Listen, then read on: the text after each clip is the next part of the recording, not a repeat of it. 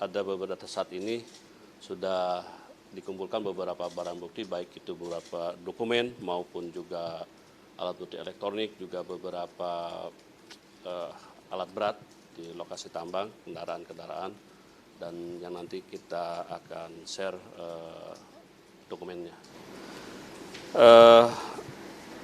Dari ke-14 lokasi itu dapat saya rinci bahwa di daerah khusus Jakarta dan Jawa Barat sebanyak 10 lokasi, di mana yang ada di kantor PT AKT, di kantor PT MCP yang terafiliasi dengan PT AKT atau tersangka ST, rumah tinggal tersangka ST dan beberapa saksi, 7 lokasi lain yang terdiri dari rumah tersangka dan rumah saksi-saksi.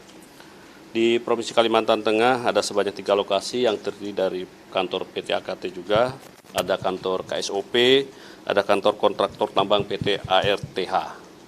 Dan di Provinsi Kalimantan Selatan yang berlokasi di kantor PT MCM.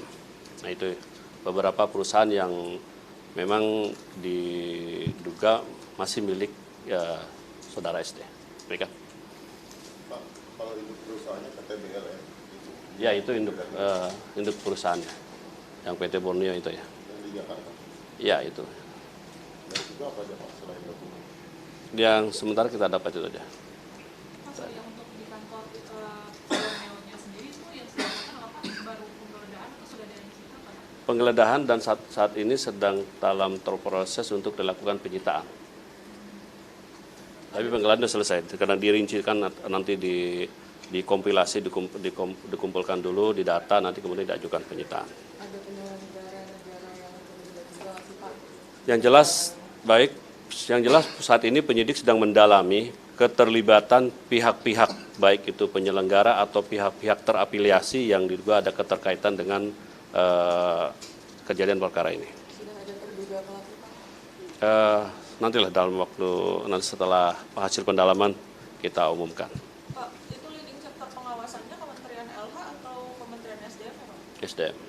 Dan pokoknya nanti kita tidak hanya yang jelas, nanti penyidik mendalami tentunya nanti berdasarkan alat-alat bukti yang ada dan tetap dilakukan secara profesional dan akuntabel, juga tetap menjunjung tinggi hak asasi manusia, juga dengan tetap mengedepankan asas praduga tak bersalah. Berapa saksi Pak yang sudah diperiksa? Dari keterangan penyidik lebih dari 20. Itu ada pejabat SDM? Secara rinci saya belum tahu, tapi yang jelas di beberapa wilayah, baik itu di Kalimantan Tengah, di Kalimantan Selatan maupun di Jakarta ada yang sudah di beberapa saksi diperiksa, termasuk di Jawa Barat. Pak, ada rekening yang diperiksa nggak sih Pak? Ini kan kerugian negaranya pasti lebih besar ya? Yang jelas tim penyidik tidak hanya memproses pidananya, tetapi akan aset recovery-nya untuk pemulihan kerugian negara pasti. Dan salah satu kegiatannya melakukan penggeledahan dan penyitaan ini dalam rangka mencari aset tracing terhadap aset-aset yang diduga itu terkait atau dari hasil kejahatan itu. Berarti udah ada berapa rekening Pak? Dan perusahaan apa yang diperiksa? Rekening yang saya tidak tahu pasti, yang tulis ada dokumentasi nanti diklarifikasi dulu seperti apa, nanti akan didalami. Pak, sejak 2017 izin perusahaannya dicabut sampai akhir 2025, ada data nggak berapa sih total batubara yang mereka produksi dan volume yang dijual ke luar negeri kah, atau ke PLN kah, atau ke siapa Pak? Ini yang sedang didalami oleh penyidik nanti dari dokumen-dokumen yang didapat dari hasil penggeledahan dan penyidikan dengan keterangan-keterangan saksi, juga dengan satker-satker terkait nantinya. Mengenai yang penyelenggara negara di kasus Kalimantan ini, kan kemarin pada konferensi memang sudah ditegaskan ada keterlibatan penyelenggara negara. Nah, ini kan sampai sekarang masih belum mengamankan pihak penyelenggara tersebut. Apakah nanti tidak dikhawatirkan akan terlalu lama, lalu penyelenggara negara yang dimaksud itu akan menghilangkan barang buktinya, Pak? Yang jelas dalam tahap ini penyidik sudah mendalami, sudah mengantongi barang bukti ya tentunya, dan pendalaman tetap akan dilakukan, tidak usah khawatir akan menghilangkan, sudah diperhitungkan oleh teman-teman penyidik. Berarti identitas penyelenggara negara pihak-pihak yang dianggap terkait dan dapat dimintai pertanggungjawaban, penyidik sudah mempunyai. Pak, kisaran kerugian negaranya apakah sudah ada Pak terkait kasus Samintan ini? Saat ini masih dalam penghitungan kerugian negara. Tetapi sebelumnya perkara ini kan hasil dari PKH kan sudah perusahaan yang 4,2 T. Jadi kalau nggak salah ya. Kemarin dari jubir PKH sudah menyatakan seperti itu. Artinya ya kita lihat nanti seperti apa. Ini kan kalau udah tindak pidana korupsi lain lagi. Perhitungannya berbeda.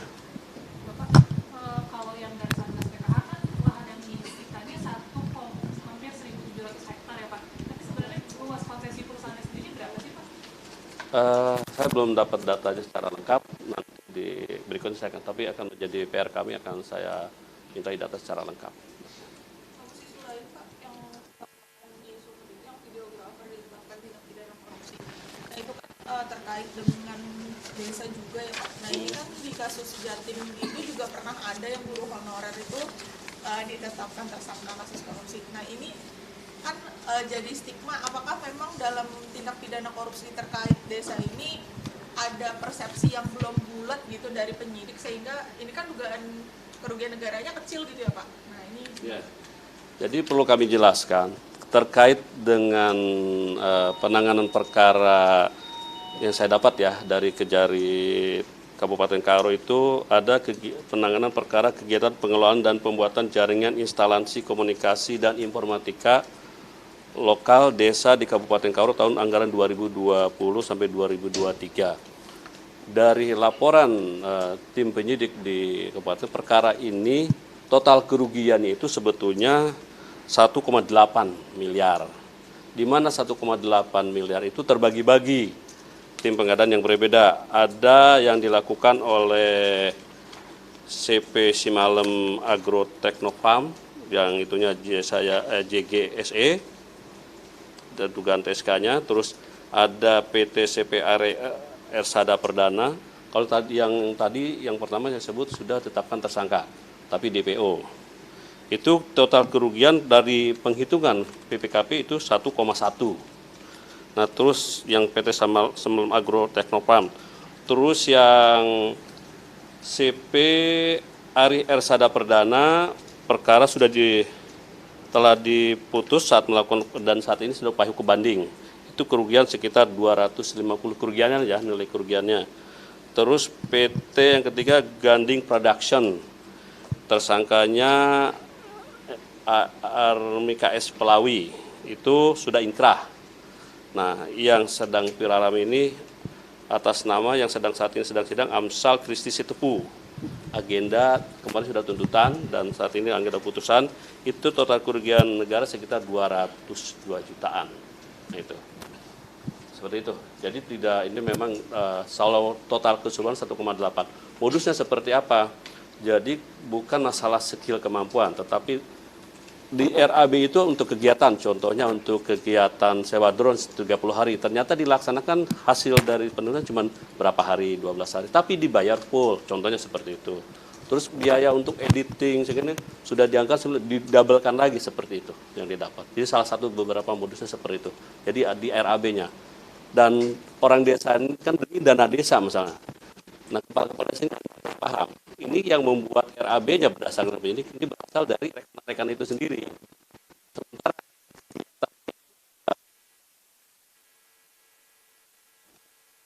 masalahnya di sini, sementara pembayaran itu jadi seperti itu. Tapi kemarin editing itu gratis. Nah, itu gimana tuh Pak? Nah, iya. Yang jelas kalau dari laporan bahwa memang target gratis, bahwa dana itu ada sekitar 9, tapi kemudian diadakan lagi anggaran di RAB double gitu loh. Seperti itu. Ini double-doublenya itu seperti itu. Barusan kan tadi Pak Siputro melakukan rapat sama Komisi 3. Ya. Nah, sebenarnya itu rekomendasinya minta dibebaskan gitu. Hukumannya bahkan diringankan. Bahkan Komisi 3 siap menjadi penjamin agar penangguhan pelanggaran evaluasi tidak itu sendiri. Yang pertama, kami menghormati dan memang fungsi dari DPR untuk mengawasi agar penegakan hukum berjalan sesuai dengan ketentuan aturan hukum yang berlaku dan juga agar memenuhi rasa keadilan. Ya, terkait dengan permohonan yang bersangkutan terdakwa ini, ya silakan aja. Kan ada mekanisme hukum yang ditempuh.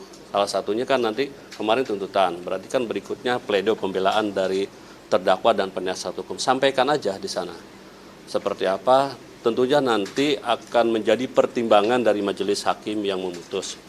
Terkait dengan RDP, kami siap dan kami menghormati sekali dan kami berterima kasih. Ini menjadi bagi kontrol bagi kita sebagai penegak hukum untuk melaksanakan tugas dan fungsinya sesuai dengan keadilan di masyarakat. Soal isu mundurnya 2 dirjen di Kementerian PU, ini kan negara yang Menteri PU ini bilang dibantu sama Kejagung gitu Pak untuk menghitung kerugian negara. Ini konfirmasi apakah betul? Saya sempat baca di media, tetapi yang jelas saya belum dapat informasi apakah sudah dia laporkan kepada bidang pidana khusus Gedung Bundar. Saya belum dapat informasi. Nanti saya tanyakan. Itu aja. Baik, cukup ya. Sorry Pak, balik lagi ke kasus yang AKT. Jadi sekarang yang sudah disita apakah semua aset yang berkaitan sama AKT-nya atau ada yang di luar AKT tapi berkaitan dengan tersangka ST? Yang jelas penggeledahan ini kan tidak hanya terhadap PT AKT-nya, tetapi ke beberapa PT lain dan beberapa rumah milik, baik itu milik AKT milik ST maupun milik rumah saksi-saksi. Dan yang jelas nantinya apabila dari hasil penggeledahan ditemukan ibaratnya ada keterkaitan dengan pihak-pihak lain yang terafiliasi, maka didalami dan bukan hal tidak mungkin terhadap aset-aset tersebut akan dilakukan penyitaan, karena jika dari hasil penelusuran, hasil pendalaman bahwa itu bagian daripada hasil kejahatan yang dilakukan oleh ST. Tapi kalau yang sudah disita berarti masih hanya terkait langsung dengan AKT Pak yang sudah disita? Baik langsung maupun tidak langsung yang ada kaitannya dari hasil. Nanti saya kirim ada beberapa dokumentasi baik pada saat lakukan penggeledahan, juga ada beberapa kendaraan unit itu ke pabrik, ada pabrik, ada perumahan, ada kantor semuanya. Oke, cukup? Makasih banyak.